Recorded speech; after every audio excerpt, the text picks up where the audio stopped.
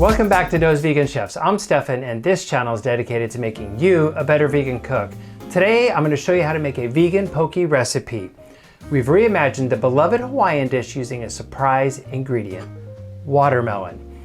We're showcasing the vibrant flavors of this juicy fruit, so let's dive in and discover the magic of watermelon. Let's get prepping, cooking, dicing, and marinating. I am so excited for this watermelon poke.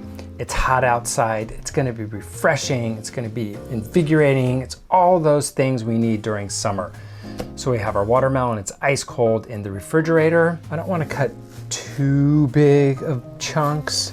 I like it to be a little bit bite size.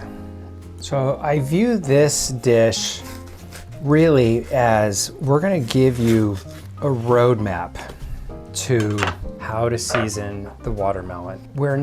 I am not looking to turn this into ahi tuna out of watermelon. I'm viewing this really from the point of let's take beautiful watermelon and add a delicious dressing on top of it.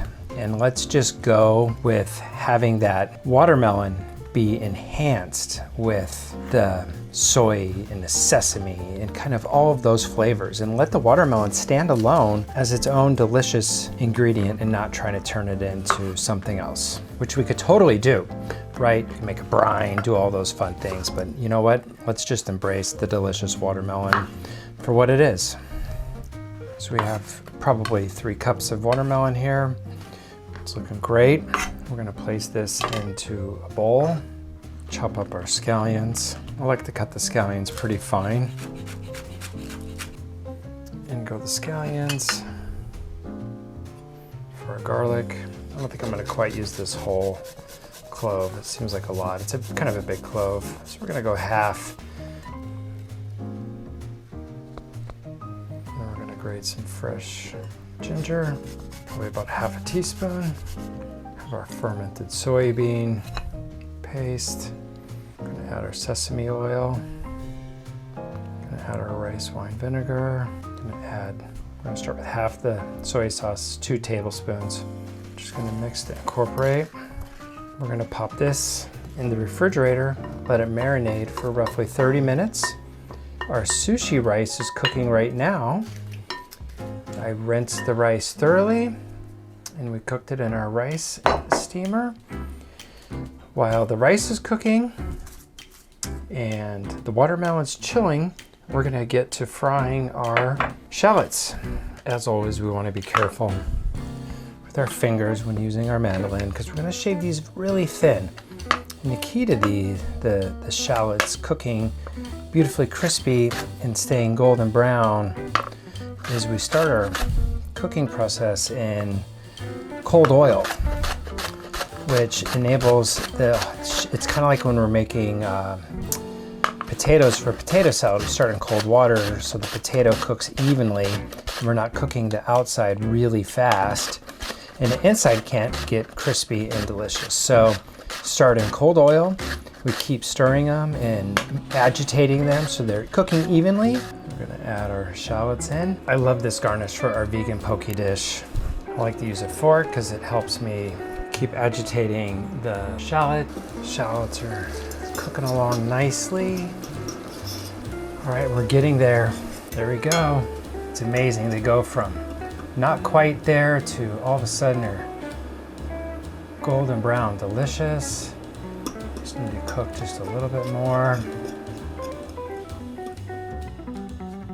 And these will continue to crisp up as they sit with our salt.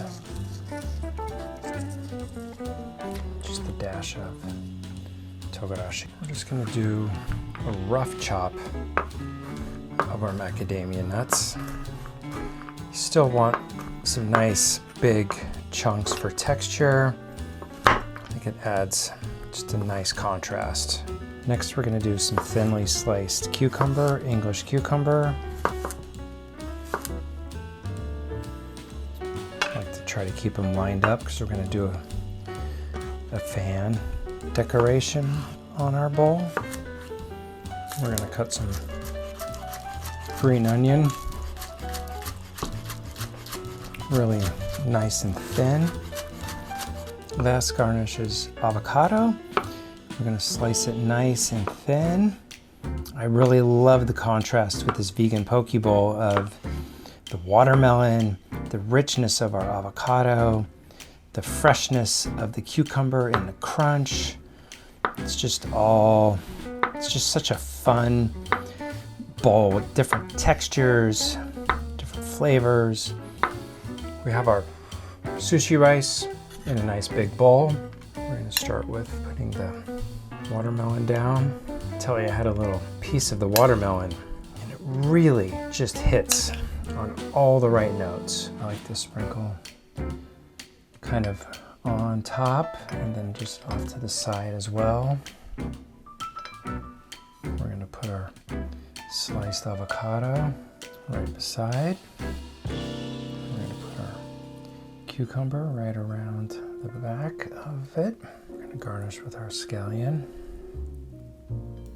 We're gonna give a light dusting of our rice seasoning, which is just so delicious. It's yummy, yummy. Crispy fried shallots. I think to finish it off, we're just gonna give a little drizzle just right on top of the watermelon. In the time it took me to cook the rice, I almost had all the prep done and ready to go into the bowl.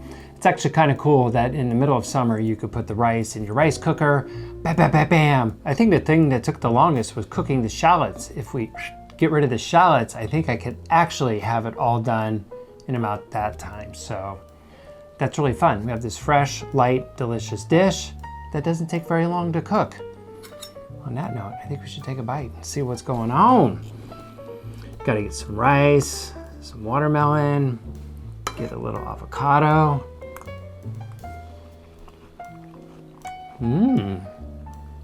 The bite is delicious. It's a little spicy, which I think is nice, plays off the sweetness of the watermelon, the crispy shallots, the creamy avocado, and then of course the sushi rice is absolutely delicious. One of the things we kind of touched on in the video is I like the fact that we kept the watermelon as watermelon. We didn't try to turn it into ahi tuna or like a fish type flavor. And I really like that we were contrasting that we have the texture from the macadamia nuts, the spice, the saltiness from the soy, the rice wine vinegar. It really pairs with the watermelon just absolutely beautifully. And when that watermelon's so ice cold, and it's just a really refreshing, delicious bite.